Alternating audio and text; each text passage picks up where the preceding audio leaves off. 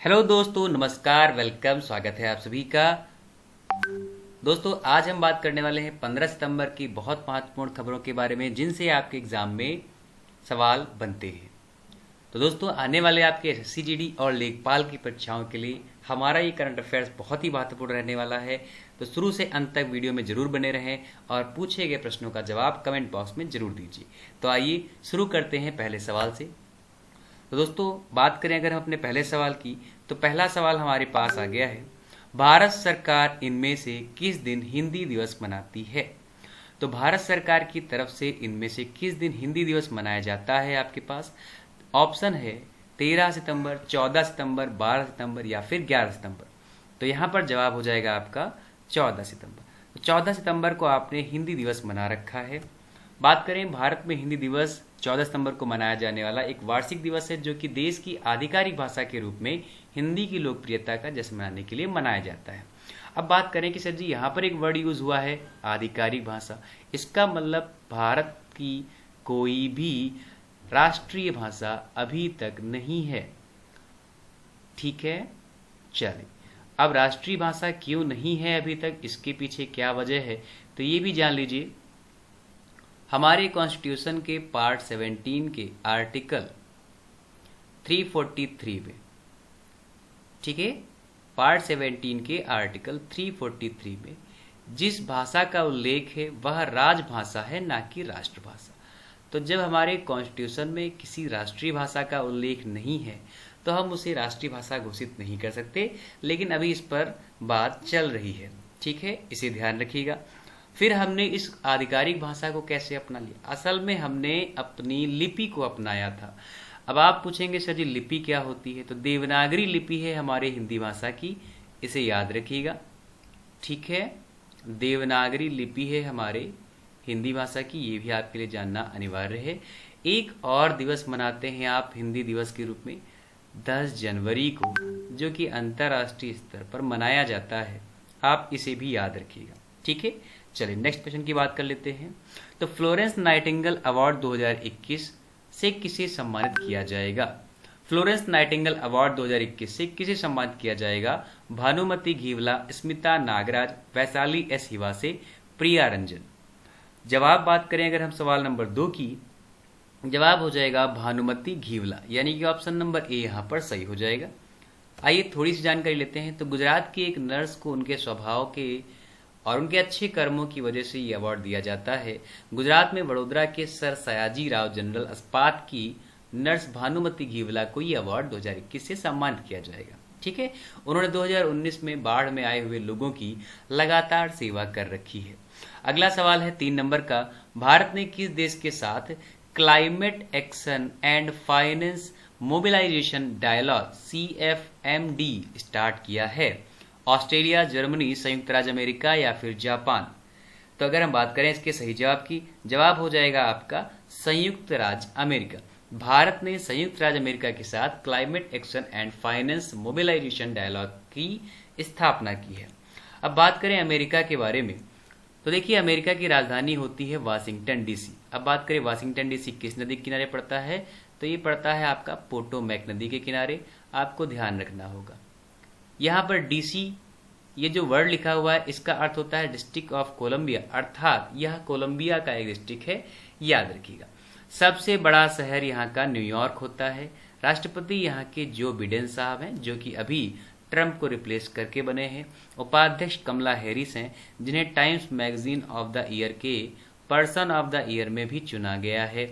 House speaker यहाँ के Nancy Pelosi हैं और मुख्य न्यायाधीश यहाँ के जॉन रॉबर्ट्स हैं। आइए अगले सवाल की तरफ बढ़ते हैं। तो इटालियन ग्रैंड प्रिक्स 2021 का खिताब किसने जीता। Very very most important question है। इटालियन ग्रैंड प्रिक्स 2021 का खिताब किसने जीता। Lewis Hamilton, Sebastian Vettel, max Verstappen या डैनियल रिचार्डो। तो सही जवाब की अगर हम बात करना चाहें तो जवाब हो जाएगा डैनियल रिचार्डो, यानी कि ऑप्शन नंबर डी यहाँ पर आपका जवाब एकदम सही हो जाएगा। अब बात कर लेते हैं इसकी। तो F1 का मतलब होता है फॉर्मूला 1 रेस। डैनियल रिचार्डो एक रेसर हैं जो कि ऑस्ट्रेलिया के रहने वाले हैं। अब ऑस्ट्रेलिया की बात कर लेते हैं। तो देखिए ऑस्ट्रेलिया आकार में सबसे छोटे महाद्वीपों में जाना जाता है। अगर हम बात करें तो इसकी राजधानी क्या है। ऑस्ट्रेलिया की राजधानी है कैनबरा। ठीक है। अगर करेंसी की बात करें तो करेंसी यहाँ पर चलती है ऑस्ट्रेलियन डॉलर। चले आगे बढ़ लेते हैं। इनमें से किस राज्य ने पीएम कुसुम के तहत ऑफ ग्रिड सौर पंपों की स्थापना में शीर्ष स्थान हासिल किया? तो इनमें से किस राज्य ने पीएम कुसुम के तहत ऑफ ग्रिड सौर पंपों की स्थापना में शीर्ष स्थान हासिल किया है? बहुत इंपॉर्टेंट सवाल है। राजस्थान, हरियाणा, पंजाब या फिर केरल? सही जवाब की बात कर लें तो ये काम किया गया है हरियाणा सरकार के द्वारा। तो ऑप्शन नंबर बी आपका यहाँ पर जवाब बिल्कुल सही हो जाएगा, इसे ध्यान रखिएगा। चलिए आइए अब हरियाणा के बारे में जानकारी कर लेते हैं। तो देखिए, सबसे पहले तो आपको यहाँ पर बात रखनी होगी कि हरियाणा की राजधानी है चंडीगढ़। सबसे बड़ा शहर यहाँ का है फरीदाबाद। जनसंख्या आपको लगभग 2,53,51,000 के आसपास दिखाई पड़ती है। अगर हम बात करेंगे जिले तो यहाँ पर 22 जिले हैं। हिंदी हरियाणवी यहाँ की राजभाषा है। 1 नवंबर 1966 में इसको गठित किया गया था। राज्यपाल यहाँ के भंडारू दत्ता जी हैं। मुख्यमंत्री मनोहर लाल खट्टर भाजपा से हैं। विधानसभा की सीटें 90 हैं। राज्यसभा की सीटें यहाँ पर 5 हैं और लोकसभा की सीटें यहाँ पर 10 हैं। हरियाणा और पंजाब उच्च न्यायालय लगते हैं। डाक सूचकांक 12 और 13 है और वाहन अक्षर यहाँ का HR से निरूपित किया जाता है। आगे सवाल की बात करें तो छठे नंबर का सवाल है, यूएस ओपन 2021 का पुरुष एकल खिताब किस खिलाड़ी ने जीता है? Alexander Zverev, Roger Federer, Novak जोकोविच, डेनियल मेदवेदेव? तो ये भी बहुत इंपॉर्टेंट सवाल बन जाएगा आपके लिए। किसी भी एग्जाम के लिए आप अगर प्रिपेयर कर रहे हैं तो बहुत अच्छा सवाल है। और सही जवाब की बात करना चाहें अगर तो सही जवाब इसका हो जाएगा डेनियल मेदवेदेव, यानी कि ऑप्शन नंबर डी यहाँ पर आपका सही जवाब हो जाएगा।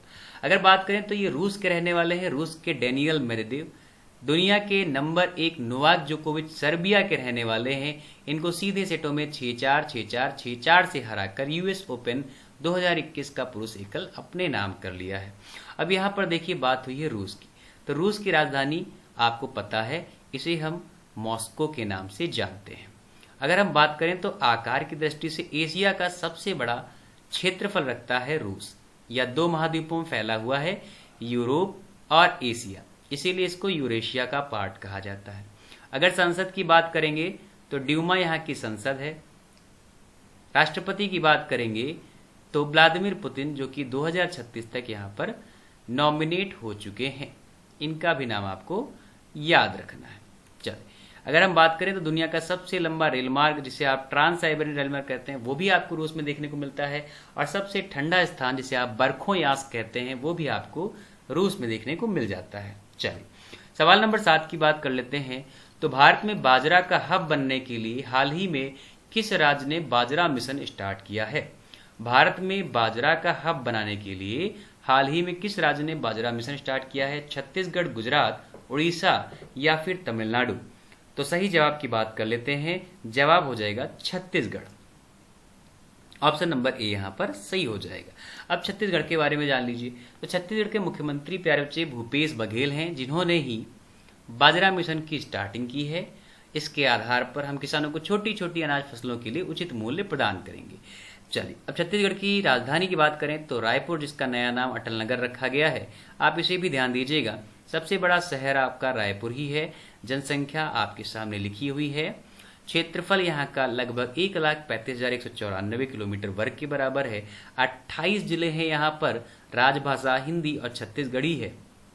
1 नवंबर 2000 को इसे 26 नंबर का राज्य बनाया गया था। अगर बात करेंगे अलग किससे हुआ है तो MP से अलग होकर बना है। सरकार अनुसुईया उइके यहाँ के राज्यपाल हैं। भूपेश बघेल यहाँ के CM है। इसे याद रखिएगा। चलिए, 8 नंबर का सवाल है, नुआखाई एक फसल उत्सव है जिसे भारत के किस राज्य के मूल निवासी द्वारा मनाया जाता है? Very very most important question है। सारे बच्चे आंसर करने का प्रयास करिए। नुआखाई एक फेस्टिवल है जो कि भारत के किस राज्य के द्वारा मनाया जाता है?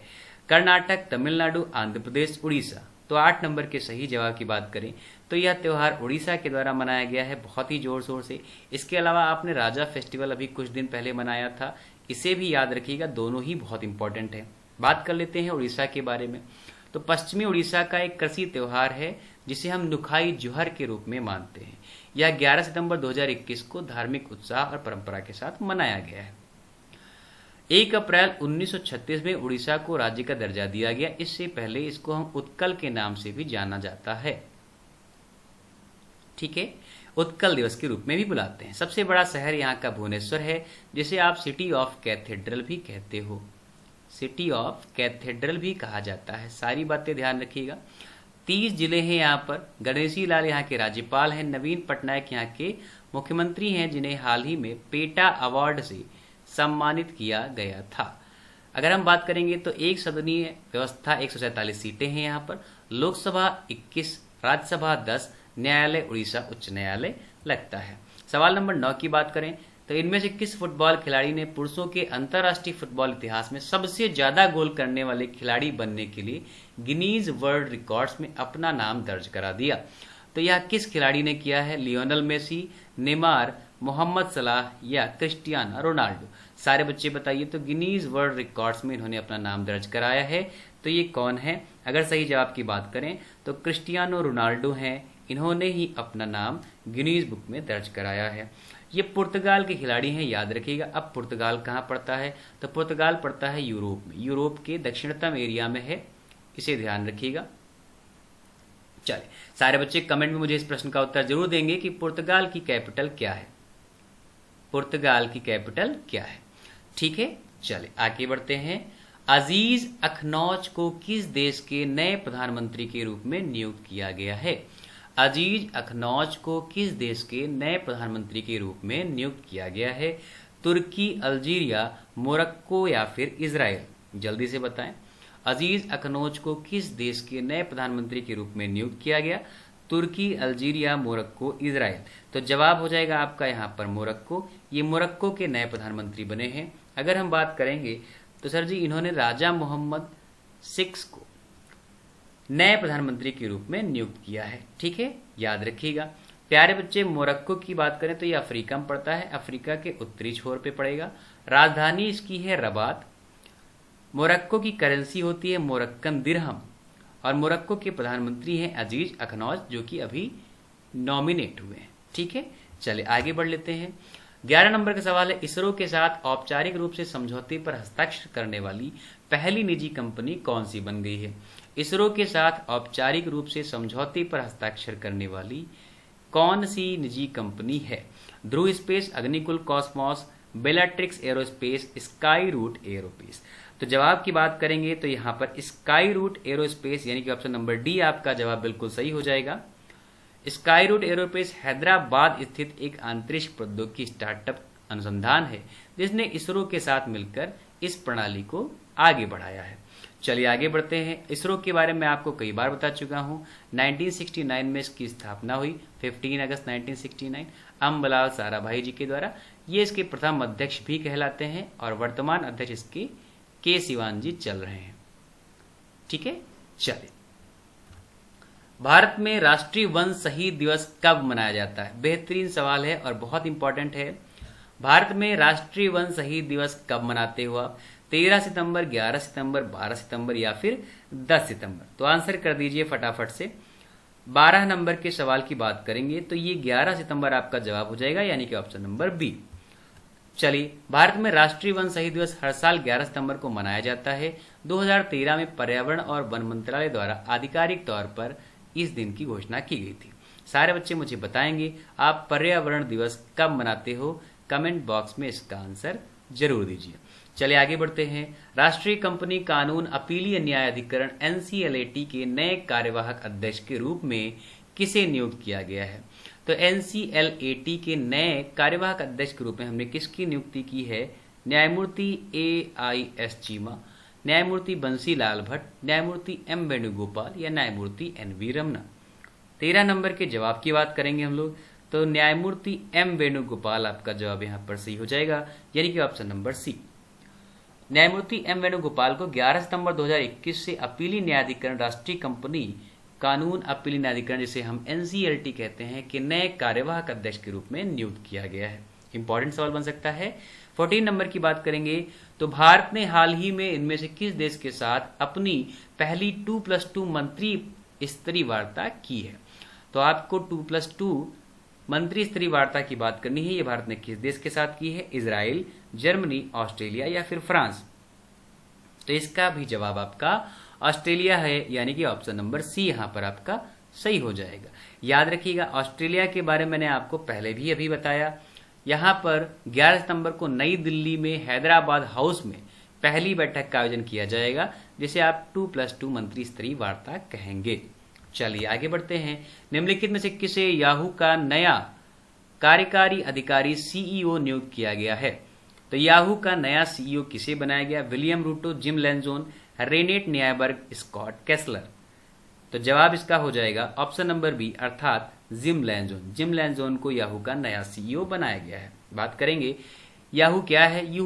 याहू एक इंटरनेट साइट है जो कि क्या करती है, आपको वेब सेवा प्रदान करती है। ठीक है, अब ये जो जिम लैंजोन साहब है ये किसकी जगह लेंगे? ये गुरु गोवराप्पन की जगह लेंगे। वर्तमान में डेटिंग ऐप टिंडर के सीईओ के रूप में ये कार्यरत थे, अब इन्हें याहू का भी बनाया गया है। याद रखिएगा, टिंडर के जो नए सीईओ बने हैं वो रिनेट नाइबोर्ग होंगे, क्योंकि अब ये याहू के बन गए हैं। ठीक है, चलिए उम्मीद करते हैं दोस्तों वीडियो आपको पसंद आया होगा। अगर आपको इससे जुड़ी और भी किसी कंटेंट की आवश्यकता है या इस वीडियो में और भी कुछ आप चाहते हैं तो कमेंट बॉक्स में अपनी राय जरूर दें। आज के लिए इतना ही, मिलेंगे नेक्स्ट वीडियो में। तब तक के नमस्कार, जय हिंद, वंदे मातरम।